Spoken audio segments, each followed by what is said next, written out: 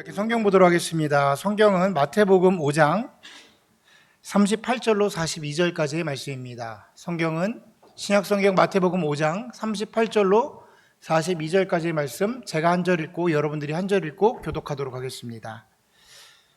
또 눈은 눈으로 이는 이로 갚으라 하였다는 것을 너희가 들었으나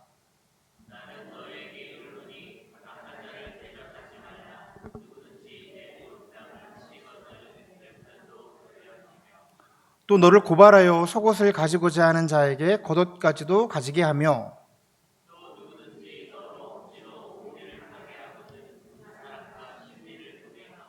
함께 있습니다. 내게 구하는 자에게 주며 내게 꾸고자 하는 자에게 거절하지 말라. 아멘. 오늘 저와 여러분이 나눌 말씀의 제목은 차원이 다른 사랑으로, 차원이 다른 사랑으로 라는 제목으로 말씀 나누도록 하겠습니다. 제가 얼마 전에 그 생필품을 사러 코스트코에 갔습니다. 코스트코에 갔는데 그날따라 사람이 굉장히 많더라고요. 낮에 갔는데도 사람이 꽤 많았습니다. 그래서 주차할 데가 없는 거예요. 그래서 주차할 곳이 없으니까 이제 주차장을 몇 바퀴 돌다가 아무리 기다려도 안 나와요. 그래서 한 주차 레인에다가 차를 대고 차를 나오기를 기다려야겠다라고 생각해서 기다리고 있었습니다. 꽤나 오랜 시간 동안 기다렸는데 저쪽에서 차가 나가려고 해서 이제 비상등을 켜고 이제 갔습니다. 차가 나오고 딱 나가려고 그러는데 어떤 차가 쑥 들어가는 거예요. 우리 가끔가다 그럴 때 있잖아요.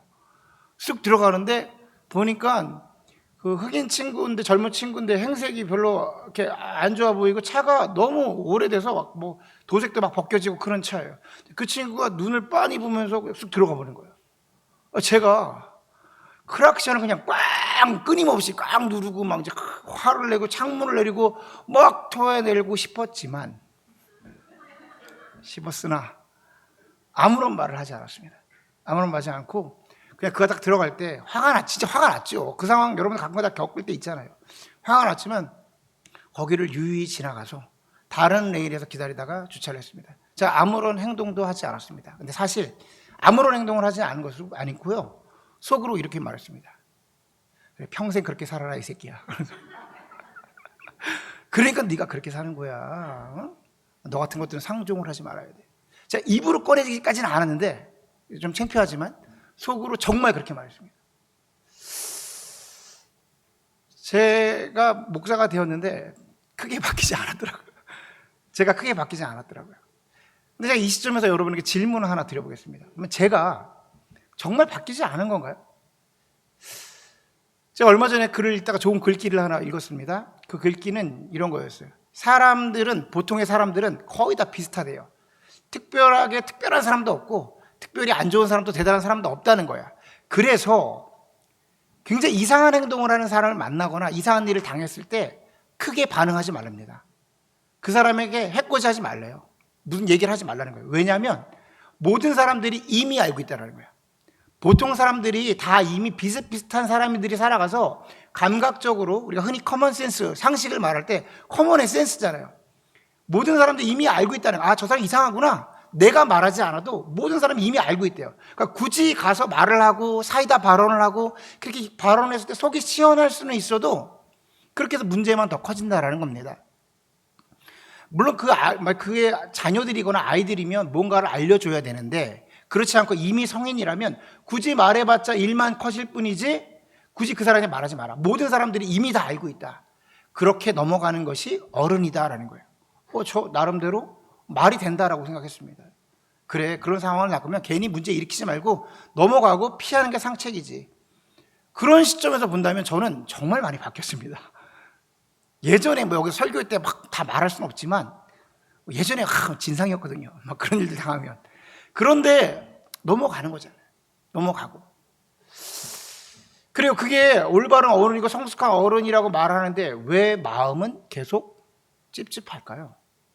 그렇게 행동했는데 계속해서 마음이 불편할까요? 오늘 예수님은 우리에게 이런 제안을 하나 해주십니다. 그 방법도 틀리지 않았는데 이렇게 한번 해보는 건 어때? 너희들의 방법 내가 다 이해하는데 이렇게 한번 해보는 건 어때? 라는 제안을 우리에게 해주시고 있습니다. 38절은 이렇게 시작을 합니다. 눈은 눈으로 이는 이로 갚으라 하였다는 것을 너희가 들었으나 이게 무슨 말이냐면요, 지금 너희가 하고 있는 법, 너희들이 갖고 있는 상식, 너희들이 가지고 있는 문화, 그래 그거 내가 다 이해해, 알고 있어, 그거 그렇게 크게 틀리지 않았어. 그런데 이렇게 살아보는 건 어때? 라고 이야기를 하시는 겁니다. 그것이 너희들의 기준점인 걸 내가 잘 알고 있는데 이렇게 한번 살아보는 게 어떠니? 라고 또 다른 제안을 하나 해주시는데, 그 예수님의 제안이 조금 지나친 것 같습니다. 39절입니다. 나는 너희에게 이르노니 악한 자를 대적하지 말라. 누구든지 내 오른뺨을 치거든 왼뺨도 돌려대며. 누군가가 내 오른뺨을 때리면 왼뺨도 돌려대라는 거예요. 이 말 좀 이상하지 않습니까? 좀 지나치다고 생각이 되는 거예요. 참고로 유대인들은요, 왼손을 사용하지 않습니다. 그렇기 때문에 누군가의 오른뺨을 때렸다라는 거, 오른손을 썼는데 오른뺨을 때릴 수가 없어요. 누군가 오른쪽을 때려야 되잖아요. 이렇게 때려야 되잖아. 그러니까 지금 어떻게 때렸다는 말이면 손등으로 후려쳤다는 소리예요. 이렇게 하면 되는 겁니다. 근데 이거는 어떤 상황에만 벌어지냐면 상대방이 도저히 저항하지 못하는 상황, 그리고 상대방이 노예이거나 죄인이어서 완전히 이렇게 했을 때 그런 모멸감을 당할 만한 일을 행한 사람들에 가능한 겁니다. 지금 만약에 누군가가 일반적인 상황에서 손등으로 누군가를 후려쳤다, 이거는 엄청난 모멸감이에요. 정상적인 상황이 아닙니다. 이 상대방에게 치욕을 준 겁니다. 사람들 앞에서 씻을 수 없는 수치를 허락한 거예요. 그때 예수님이 말하는 건 뭐냐면 오른뺨을 맞았으면 왼뺨도 갖다 대라는 거예요. 이거 좀 지나치지 않냐는. 다음 예화는 뭐라고 드시냐면, 누가 너에게 속옷을 달라고 말하면 겉옷까지도 내어주라는 거예요. 유대인들의 의복은 이렇습니다. 보통 겉옷을 입고 속옷을 입어요. 겉옷은 외투 같은 겁니다. 두꺼운 물이라고 생각하면 패딩, 외투 같은 거예요. 속옷이 뭐냐면 일반 우리가 입고 있는 옷입니다. 그냥 바지, 옷 같은 거. 근데 중요한 것은 그들은 이제 언더웨어를 입지 않았어요. 실제로 인류가 언더웨어를 입은 거는 한 16세기 이후부터입니다. 그러니까 일반인들이 속옷을 달라고 했을 때 이 속옷이 일반 옷이긴 하지만 옷을 뺏어가면 알몸이 되는 겁니다. 그러니까 가진 걸 모든 걸 줘야 되는 거예요. 문제는 뭐냐면 오늘 본문에 보니까 누군가 너를 고발하여라는 단어가 있어요. 고발하여.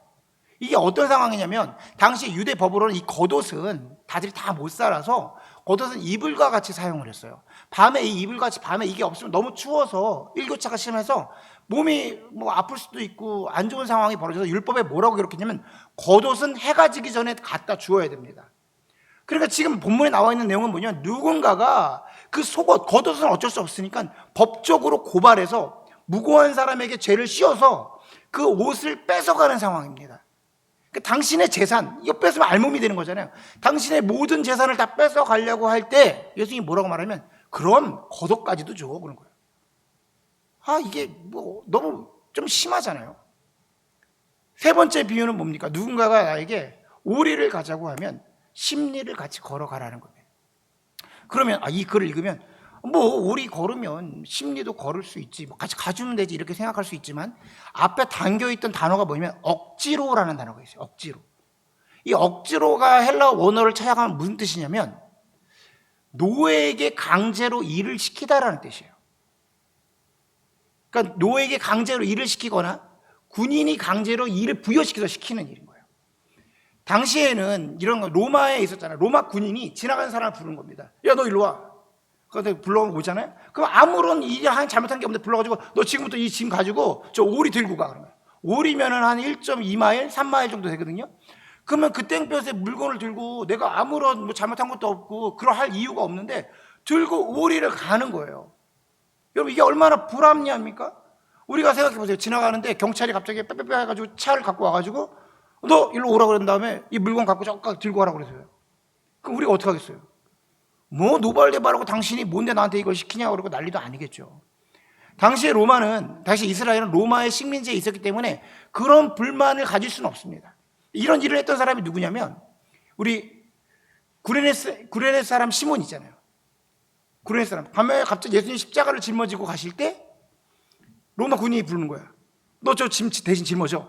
이게 지금 이 단어에 나온 겁니다. 갑자기 짊어져야 되는 거예요. 그러니까 우리가 이 일을 당하면 너무나도 억울한 거죠. 갑자기 나한테 이 일이 왜 시키나. 그러면 예수님은 왜 이런 것들을 우리에게 하라고 하신 걸까요? 예수님이 이 상황을 모르시는 걸까요? 아닙니다. 정확하게 알고 계세요. 39절을 보면 정확하게 이렇게 표현을 합니다. 악한 자를 대적하지 말라. 이게 무슨 소리냐면 이게 악한 일이라는 걸 알고 계신 거예요. 이게 온전한 상황이 아니라는 걸 이미 예수님은 알고 계신 겁니다. 그러면 앞서 전해드린 저의 예화처럼 대적하지 않으면 되잖아요. 상대하지 않으면 되잖아요. 상종하지 않으면 되잖아요. 왜냐하면 그 사람이 몰상식하니까. 그런데 예수님은 웬 뺨을 갖다 대라는 거예요? 속옷 겉옷까지도 내어주라는 거예요? 같이 십리까지 가라는 겁니다. 그럼 우리 안에 질문이 하나 생깁니다. 예수님, 왜 이렇게까지 해야 됩니까? 왜 굳이 이렇게까지 해야 됩니까? 그때 우리 마음속에 생기는 게 뭔가 억울한 감정이에요. 억울한 감정. 여러분, 이 억울한 감정이 제일 힘든 거예요. 저희 집에 우리 조카가 하나 와 있는데 재하가 와 있거든요. 재하가 막내입니다. 막내. 얘는요 모든 게 억울합니다.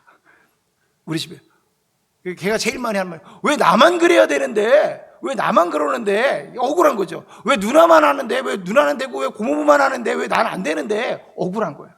억울한 게 제일 미치는 거예요. 우리 마음 가운데 생기는 게 뭐냐, 뭔가 지금 이거 불편한 이유는 뭐냐, 억울한 거. 왜 내가 그거 해야 되는데, 왜 그렇게까지 해야 되는데, 이런 마음이 드는 겁니다. 예수님이 이렇게까지 하라고 하시는 이유가 무엇일까요? 첫 번째는 차원이 다른 사랑이어야만 영혼을 얻을 수 있기 때문입니다. 차원이 다른 사랑이어야만 영혼을 얻을 수 있기 때문입니다. 그래요. 이 일은 억울할 법도 합니다. 왜냐하면 눈에는 눈, 이에는 이는 율법이에요. 하나님의 법이라는 거예요. 그러니까 하나님이 우리에게 주신 법대로 법을 행한 겁니다. 그러니까 이 일은 잘못된 일이 아니고 누군가에게 손가락질 당할 일이 아닌 거예요. 나름대로 그걸 지켜서 상한 거고 보상을 받는 겁니다. 그것이 기본값입니다. 그런데 예수님께서 그 율법을 완성하러 이 땅에 오신 거예요. 그 율법을 완성시켜 버린 겁니다. 그래서 율법이 가지고 있는 한계, 그 한계가 뭐냐면 나 자신만을, 나를 보호하고 나를 위한 율법을 이제 그 예수 그리스도로 완전히 완성이 되어서 이제 그 율법을 뛰어넘어 하나님의 마음이 전달되는 거예요. 나를 뛰어넘어 이제 타인을 위해서까지도 살아갈 수 있는 율법을 허락해 주신 것이죠. 그리고 그 율법을 완성하신 후에 본인이 친히 본을 보여서 십자가의 사랑을 나타내셨습니다. 여러분, 예수님께서 왜 그렇게까지 하셨어야 됩니까? 예수님이 무슨 죄가 있으세요? 예수님이 무슨 죄가 있어서 채찍을 맞으셔야 됐고, 예수님이 무슨 죄가 있어서 돌을 맞음을 받으셔야 되고, 왜 침뱉음을 당하셔야 되고, 예수님이 무슨 죄가 있어서 십자가에서 피를 흘리시며 죽기까지 하셨어야 됐습니까? 우리를 구원하시려고, 우리의 영혼을 살리시려고 차원이 다른 사랑을 행하셨던 겁니다. 우리가 얼마나 목이 굳은 백성들입니까? 우리는요 어지간한 것에 감동하지 않아요. 우리는 어지간한 것에 그렇게 기뻐하지 않습니다. 그런데 차원이 다른 사랑을 만드니까 우리가 이 십자가의 길을 가는 거예요. 너무나 다른 차원이 다른 사랑을 경험하니까 우리가 주님께 고백을 하는 겁니다. 우리가 인격적으로 주님을 만났을 때 주님께 고백하는 게 무엇이죠? 주님, 어찌 나를 위해 그렇게까지 하셨습니까? 주님, 이렇게 비천한 나, 이렇게 부족한 나, 죽을 수밖에 없는 나를 위해서 어떻게 그렇게까지 하셨습니까? 우리가 이미 알고 있는 겁니다. 차원이 다른 사랑과 은혜를 경험하니까 내가 변화될 수 있었다는 것을 알게 된 것이죠. 그래, 우리는 아마도 세상의 기준으로는 저와 여러분은 그렇게 나쁘지 않는 삶을 살아가는 사람들일 거라고 생각을 해요. 예의 바르고 상식적이고 남에게 해를 끼치지 않으려고 예를 쓰고 살아가고요. 사실 뭐 대단한 건까지는 아니지만 우리가 그래도 타인들을 위해서 살아가려고 애를 쓰는 사람들입니다. 아마 세상의 기준으로 말하자면 어느 정도 인정받을 만한 사람들이라고 생각을 합니다. 그런데 그 차원에서 인정받을 수는 있지만 그것을 가지고 영혼을 돌이킬 수는 없습니다. 산상수훈은 계속해서 우리에게 지속적으로 말을 합니다. 너희는 세상의 빛이야. 너희는 세상의 소금이야. 너희의 착한 행실을 보고 그 모두가 하나님께 영광을 돌리게 하라라고 계속해서 우리에게 얘기합니다. 그러면 우리 안에 문제가 하나 발생해요. 나에게 악을 행하는 자들을 어떻게 사랑할 수가 있냐라는 거예요. 나한테 해코지하는 사람을 어떻게 사랑할 수 있냐라는 거예요. 여러분, 선행으로는 사람을 돌이킬 수 없습니다. 선행으로는 안 돼요. 사랑으로 됩니다. 그런데 그 사람을 어떻게 사랑하냐고. 해코지하는 사람, 피해 입히는 사람, 계속해서 거슬리는 사람 있잖아요. 말만 하면 걸려. 그 사람을 어떻게 사랑할 수가 있는가? 제가 완전한 답은 될 수 없지만 한 가지 방법을 여러분에게 전해드리겠습니다. 이게 완전한 밥을 찾기가 쉽지가 않아요. 그래서 한 가지의 법을 전해드리는 거예요. 한번 머릿속으로 생각해 보십시오. 한번 따라해 보십시오. 사람은 신뢰의 대상이 아니라 긍휼의 대상이다. 다시 한번 따라합니다. 사람은 신뢰의 대상이 아니라 긍휼의 대상이다. 아멘. 시선을 조금 달리하면 누군가가 그런 일을 당했을 때 무슨 말이에요? 그 사람에 대해 기대가 있어서 그래요. 그 사람을 신뢰하고 있었기 때문에 그래요. 그래서 그렇게 실망을 하고 충격을 받는 겁니다. 예를 들면 이런 거죠. 어떤 일을 당했어. 그럼 우리가 하는 게 도대체 왜 그런 거야, 그 사람? 이거죠. 나 이해가 안 되네? 내가 그 사람한테 뭘 했다고 걔가 그래? 나 진짜 이해가 안 가. 이 이해가 안 가에 깔려있는 게 뭐냐면 기본적으로 비슷한 나이를 살아가고 고등교육을 받고 미국에 살아가면서 걔가 왜 그래? 이거거든요. 이게 무슨 소리냐면 비합리적인 일을 당한 거예요. 근데 합리로 풀려고 그러는 겁니다. 이상한 걸 이상한 거라고 생각해야 되는 거예요. 그거 이상하네. 그때 우리가 그때 벌어진 일을 생각할 때 뭐라 생각하냐, 이 사람이 지금 이상하구나, 고장났구나라고 생각을 해야 돼요. 지금 제가 말해드린 걸 여러분 잘 이해하십시오. 잘 들으십시오. 이상한 일을 당했을 때예요. 우리 성경의 기준으로 말하면 악한 자를 만났을 때의 상황을 말하는 겁니다. 보통의 상황은 우리가 교회에서 사람들이 만나면 서로가 신뢰하고 기대하고 우리가 또 그 기대에 부응하여 살려고 애를 쓰고 그러다 혹여 실수를 하면 용서를 구하고 용서해주고 함께 가는 게 정상적인 건데 지금 그런 정상적인 관계가 아니라 누군가 너무 이상한 일을 하는 거야.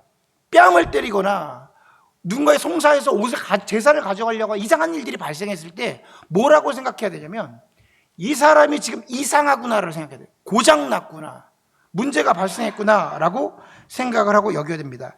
여러분, 우리가 도저히 이해가 되지 않는 상황 가운데 상대를 사랑할 수 있는 유일한 감정이 뭐냐면요, 긍휼이에요. 불쌍히 여기는 겁니다. 이 사람이 불쌍히 여겨졌을 때만 사랑할 수가 있어요. 합리적으로 생각하잖아요. 그럼 그거 할 수가 없습니다. 우리 이성이. 예를 들어 볼게요. 여러분들이 이제 노인병원에 이제 봉사를 가신 거예요. 양로원에 가신 건데 그 병원이 치매병원입니다. 치매병원이에요. 이미 알고 가는 거예요. 갔어. 봉사를 막 하는데 어떤 할아버지가 막 이렇게 지내다가 갑자기 쌍욕을 하는 거예요. 이거 막 어쩌고 쌍욕을 막 하신 거예요. 집에 돌아와서 아니 어떻게 그 할아버지가 나한테 그럴 수가 있어? 그 할아버지 정말 이상해 라고 말하는 사람이 있을까요? 없습니다. 없어요. 그 할아버지가 불쌍하죠. 왜냐하면 치매인 걸 알고 있으니까. 고장났구나. 근데 혹여 나중에 알고 봤더니 그분이 목사님이었대. 그분이 아주 유명한 국회의원이었대. 그러면 우리 마음이 더 아픕니다. 아이고, 그 젊었을 때 그렇게 대단하신 분이고 좋은 일을 많이 하셨을 텐데 양로원에서 지금 저렇게 됐네? 우리에게 긍휼이 나오는 거예요. 무슨 생각을 하면? 기대가 없으면. 제가 저희 어머님이 병원 일을 오래 하셔가지고 고등학교 때 잠깐만 학교가 끝나면 치매병원을 잠깐 저를 간병인으로 보내시는 거예요. 거기에 누가 펑크가 나면, 남자 간병사가 펑크가 나면, 민성아 너 어디 있어? 그 집으로 오지 말고 얼른 가. 집을 못 가. 어느 병원으로 가야 돼. 병원에 가면 고등학교 때입니다. 가서 치매 환자들이 있는 거예요. 제가 기억에 남는 건 그분이 고려대학교 교수님이셨어요. 고려대학교 교수님. 풍채도 좋으셨어요. 휠체어를, 내가 뭘 해야 되냐면 휠체어를 가지고 거기에 있는 이렇게 산책로를 그냥 걷는 겁니다. 그래가지고 그거를 하라고 그래가지고 이제 그렇게 걷고 있는데 이분이 아주 험하세요. 그리고 이렇게 단장도 거기가 되게 고급 병원이어가지고 치장도 잘하셨어요. 그래서 저한테 뭐라고 하셨냐면 잊지도 못하는 게 학생은 그 노인과 바다라는 책을 읽어봤나 그러면 제가 그 당시 때 무슨 노인과 바다를 읽겠습니까? 그냥 가만히 있었지. 자기 읽어봤나죠? 아니요, 아직 못 읽어봤습니다. 했더니 그 책을 꼭 읽어보게. 그 책은 시간이 지나면 지날수록 너무 좋은 책이래. 그런 거예요. 얼마나 내 마음속에 너무 멋있잖아. 노인과 바다, 해밍웨이. 그래가지고 걷고 있는데 한 30분쯤 지났을까? 산책로인데 갑자기 쌍욕을 이 새끼 누구냐고 그러면서 이놈이 나를 죽이러 지금 어디 끌고 간다고 막 그러는 거야. 근데 막 그 진짜 와 찰진 욕을 그냥 막 하는 거예요. 그때 순간 당황하긴 했죠. 고등학교 때 어른이 갑자기 너무 덜 변하니까. 근데 집에 들어와서 그 할아버지 나한테 왜 그래? 그랬을까요? 나 치매는 정말 무서운 병이구나. 치매는 정말 무서운 병이구나. 그리고 그 사람이 너무 안타까워 보이는 거야. 젊었을 때 얼마나 대단한 분이었겠습니까? 그리고 정신만 돌아오면 너무나도 온전한 얘기를, 귀한 얘기를 하다가 갑자기 막 하면 그냥 막 하시는 거야. 근데 거기에 내가 상처를 받냐고요? 아닙니다. 거기서 상처 받으시면 아무도 없어요. 그 병원에 그 많은 치매병자들이 있었는데 상처받는 분 한 명도 없어요. 그리고 다 사랑으로 그들 관리하십니다. 왜냐? 기대가 없으니까. 여러분, 이 얘기가 조금 이질적으로 들릴 수도 있다고 생각합니다. 목사님, 그렇게 해야 꼭 사랑인가요? 그런데 이게 예수님의 방법이었어요. 여러분, 예수님이 우리를 바라보시며 십자가에 못 박히실 때 우리에게 어떠한 신뢰와 기대가 있었을 거라고 생각하십니까? 아니에요. 예수님이 우리를 바라보시면서 뭐라고 생각하셨냐면, 저들은 죄로 인해서 완전히 고장났고 어떠한 희망도 없어서 그 죄의 문제 가운데 스스로 도저히 헤쳐나올 수 없음을 알고 차원이 다른 사랑으로 십자가에 못 박혀 돌아가신 겁니다. 본인이 그냥 그들이 너무 불쌍해서 도저히 다른 방법이 없어서 내가 나를 들여 그들을 구원하신 거예요. 이게 차원이 다른 사랑인 겁니다. 지금 제가 전해드리는 방법이 여러분 신뢰의 대상이 아니라 긍휼의 대상입니다. 그러니까 그런 상황 만나면 그냥 내려놓으세요. 그냥 포기하세요. 저런 사람인가 하고 치부해버려요. 이런 뜻이 아니에요. 우리의 이성을 내려놔야 되는 거고 개념을 내려놔야 되는 거고요. 내가 생각하는 상식을 내려놔야 됩니다. 그리고 그 영혼을 바라봐야 돼요. 저는 이 말을 전달하고 있기는 하지만 이게 과연 가능한 일일까? 이게 굉장히 어려운 일이에요, 여러분.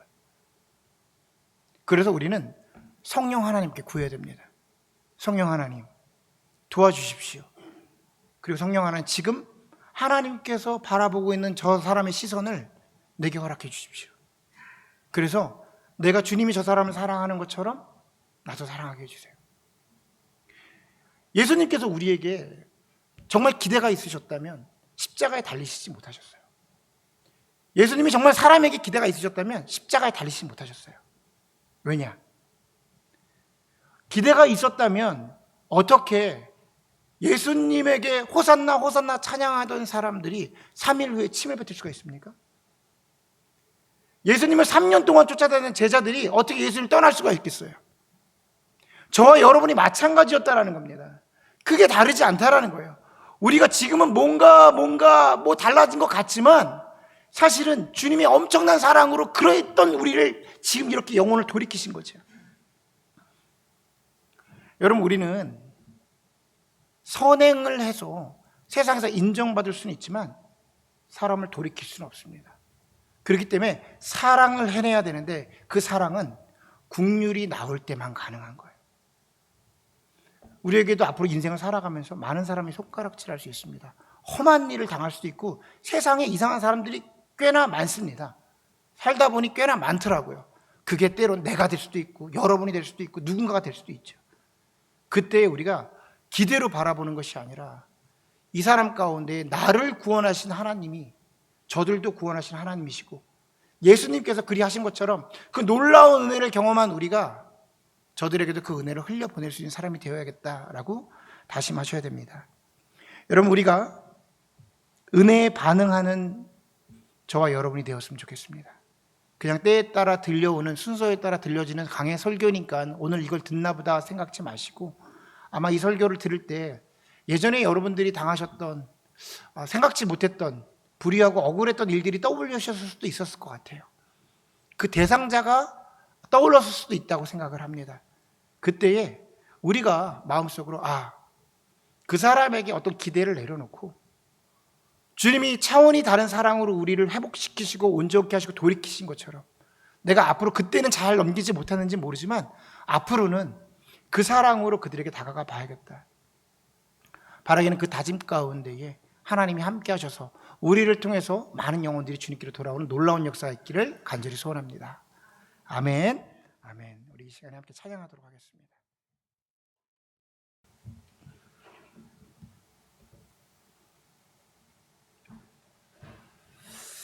우리 이 시간에 찬양할 때 주님이 우리에게 먼저 행하셨던 그 놀라운 사랑을 고백했으면 좋겠습니다. 그 상한 갈대 하나까지 꺾지 않으시는 신실하신 하나님, 그 사랑으로 채우시고 또한 그 사랑을 흘려보내겠습니다 라는 고백을 하도록 하겠습니다.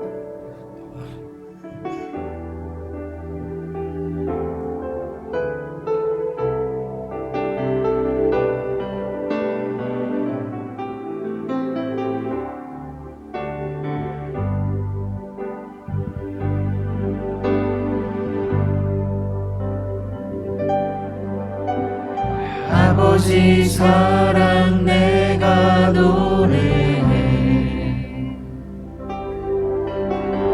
아버지 은혜 내가 노래해. 그 사랑 변함없으신 거짓 없으신 성실하신 그 사랑, 상한 갈대 꺾지 않으시는, 꺼져가는 등불 끄지 않는 그 사랑, 변함없으신 거짓 없으신 성실하신 그 사랑,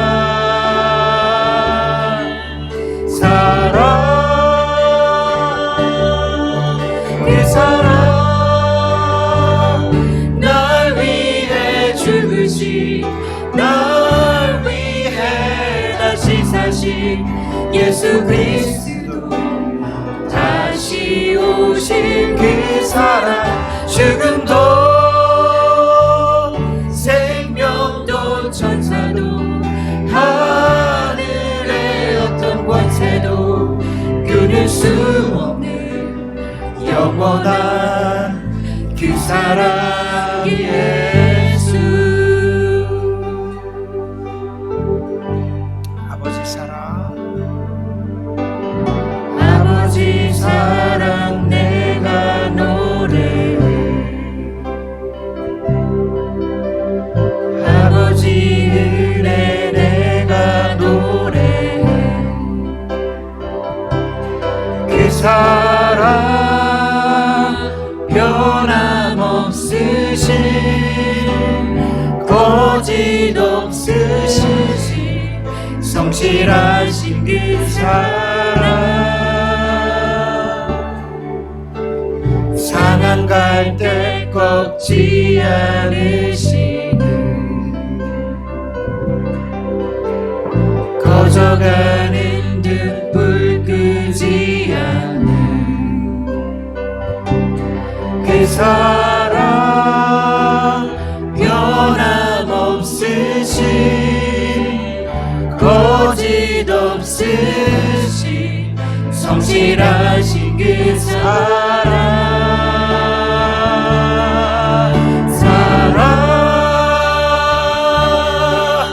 그 사랑, 날 위해 죽으신, 날 위해 다시 사신 예수 그리스도, 다시 오실 그 사랑, 죽음도 생명도 천사도 하늘의 어떤 권세도 끊을 수 없는 영원한 그 사랑, 그 사랑 예수, 그 사랑, 나 위해 죽으신, 날 위해 다시 사신 예수 그리스도, 다시 오실 그 사랑, 죽음도 생명도 천사도 하늘의 어떤 권세도 끊을 수 없는 영원한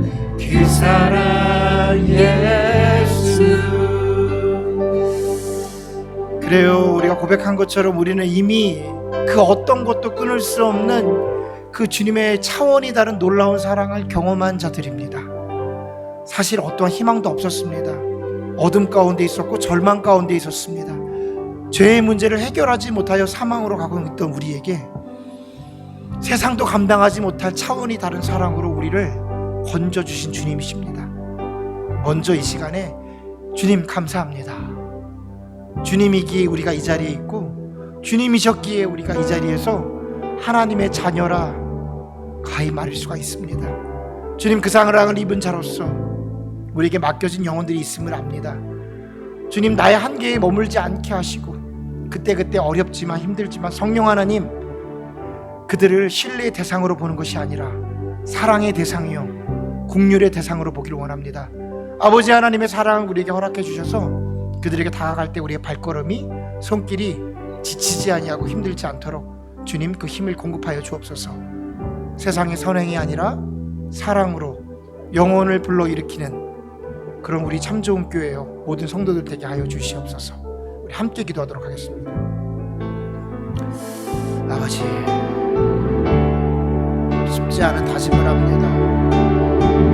나의 이성과 나의 생각과 나의 상식과 나의 경험, 나의 지식, 주님, 나이가 생각했던 문화, 아버지 하나님 그 한계에 주여 나를 머물게 하지 마시고 아버지 그 모든 차원을 뛰어넘으셨던 예수 그리스도의 사랑으로 나의 영혼이 회복해 되어지고 나의 영혼이 새 생명을 얻었으며 주님으로 참 사랑을 얻어 주여 이 삶을 살아가고 있는 내 자신을 바라보며 아버지 그 영역에 있는 모든 영혼들에게 다가가게 하여 주시옵소서. 어려운 다짐을 해봅니다. 주여 또 가다가 멈춰서고 무너질지 모르지만 성령 하나님 그때그때마다 그 힘을 공급하여 주셔서 아버지 다시 한번 다짐하고 그 사람의 손을 잡을 때에 그 사람에게 발걸음을 가질 때에 아버지 주님의 사랑이 전달되게 하여 주시옵소서. 세상에 인정받는 선행이 아니라 아버지 하나님의 사랑이 흘러가는 차원이 다른 사랑으로 우리가 나아갈 수 있도록 주님 공급하여 주시옵소서. 입술을 열어 고백하는 영혼들에게 이 시간 다시 한번 다짐하는 영혼들에게 성령 하나님 그 능력을 허락하여 주셔서 우리 교회가 사람을 일으키고 영혼을 회복시키며 영혼을 돌이킬 수 있는 주여 주님의 사용하는 교회가 될 수 있도록 하나님 우리 가운데 함께하여 주시옵소서. 아버지, 연약한 우리 힘을 고백합니다. 나의 지역 개념에 나의 사고에 묶여있는 우리입니다. 아버지 하나님, 하지만 주님께서 그 놀라운 십자가의 사랑을 보여주신 것처럼 아버지 그 사랑에 힘입어 나갈 수 있는 우리 되게 하여 주시옵소서. 아버지, 부족한 우리지만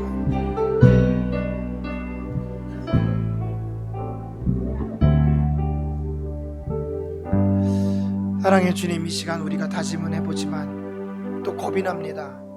누군가 나에게 해를 항할 때, 악한 마음으로 다가와 해코지할 때 아버지, 어찌 그 일들을 이겨낼 수가 있겠습니까? 저희는 부족합니다. 저희는 또 즉각적으로 반응할 것이고 안에 있는 속사람이 또 튀어나올지 모릅니다. 주님, 그러나 그때그때마다 우리를 잠시 멈춰서게 하여 주시고 그 자리에 바로 반응하지 않게 하시고 오늘의 말씀이 떠올라 주님의 시선으로 그들을 바라보게 하여 주옵소서. 주님이 그때 멈춰 서셨고 참으셨고 우리를 바라보시며 불쌍히 여기셨습니다. 그리고 십자가에 못 박히셨습니다. 주님, 우리가 이제 그 순간 멈춰서서 주님 반응하지 않고 그들에게 불쌍한 마음으로, 긍휼의 마음으로, 사랑의 마음으로 중보할 수 있는 자가 되게 하여 주시옵소서. 지금은 우리 구주 예수 그리스도의 은혜와 아버지 하나님의 놀라우신 사랑하심과 성령님의 내주 역사 교통 충만하심이 지금 이 순간 입술을 열어 다시 한번 다짐하고 결단하고 주님 그 사랑을 흘려보내겠습니다. 결단은 우리 참 좋은 교회 성도들의 머리 위에, 그리고 이 방 안에 있는 모든 성도님들의 머리 위에 지금으로부터 영원토록 함께 하시기를 축원하옵나이다. 아멘.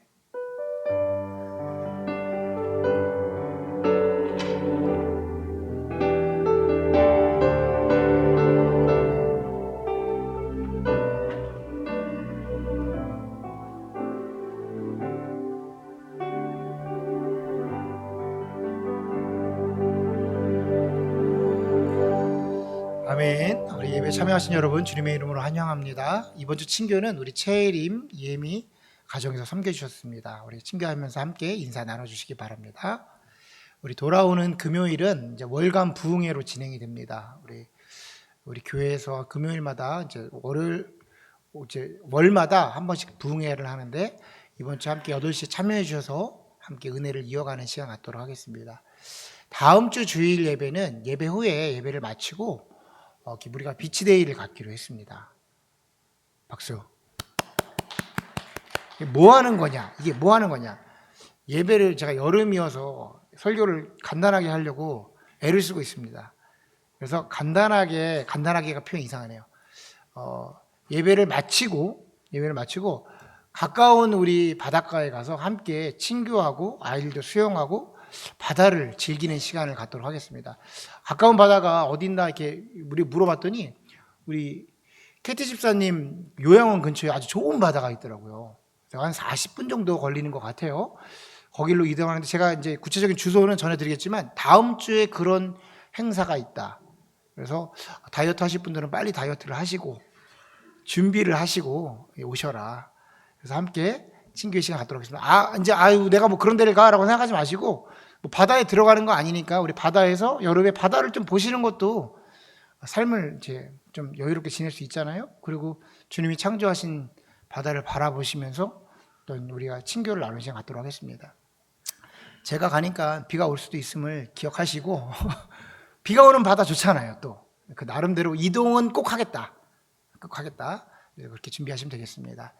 다음 주부터 이제 영상 예배를 다시 이제 올리도록 하겠습니다. 가정 예배를 제가 이렇게 그동안 준비한 게 있었는데 그걸 다 쓰고 책이 좀 필요해서 책이 이제 한국에서 와서 다시 그걸 좀 준비해서 짧게 설교를 구성해서 다시 한번 전해드리도록 하겠습니다. 감사합니다.